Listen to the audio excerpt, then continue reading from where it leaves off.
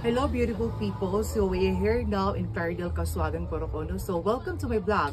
This is Kate Takal Prado. So guys, nakoy nakita nga shop sa gown here in Plaridel. So ang may-ari dito is she's only 24 years old. She's a former Binibining Plaridel 2023. So sa edad niyang 24, nagkaroon siya ng business na ganito. So guys, atong i-check ang iyaang mga gowns. And then take note guys, ang pagkakaiba niya sa ibang mga shop is barato lagi siya. Just only 500 pesos guys. So affordable ra kaayo. So let's check guys. And tanan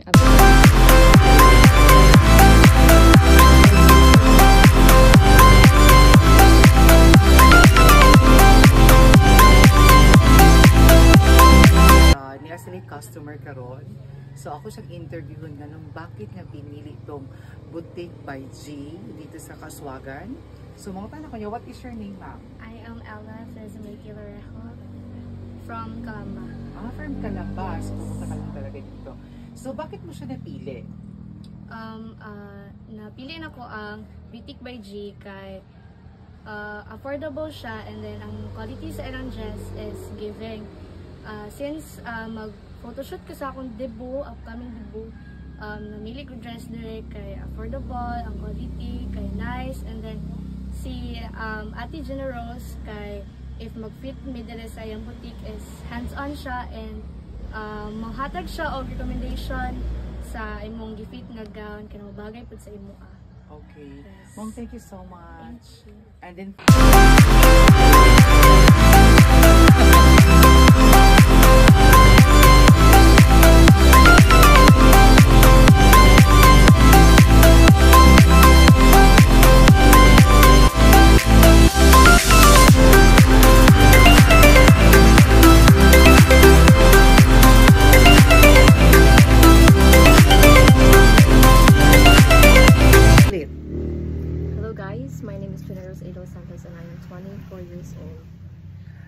she's 24 years old. Sa edad niyang 24 years old, meron na siyang business na ganito.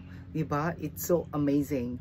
And then, you know what guys? This girl she's former Binibining Plaridel 2023.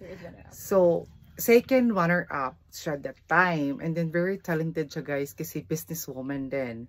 And then, mautan ako nimo paano ka nagkaroon ng source of income dito, and that time is your student pa, di ba? So paano mo nakuha ang source of income? Paano mo to nagawa? Paano ka nagkaroon ng ganitong business? when I won Binibining Plaridel third runner up, so nakoy award adto na akong gihimong puhunan para makapag tukod ang business. Okay. And gikan sa mga earnings nako sa mga customer nako, ako po siyang gi-roll. Gi-roll siya. Okay. Na siya ka thriving now. So kudos talaga sa iyo ma'am, no. I'm very proud of you and congratulations, and then I hope na itong business na to is lalaki talaga siya, lalago talaga siya, at magkaroon ka talaga ng sariling boutique talaga na malaki. Actually sa kanya to, pero hindi home base pa. So ang plano niya talaga, if ever na maging okay at maging success siya, is magkaroon talaga siya ng boutique near in city or sa lungsod.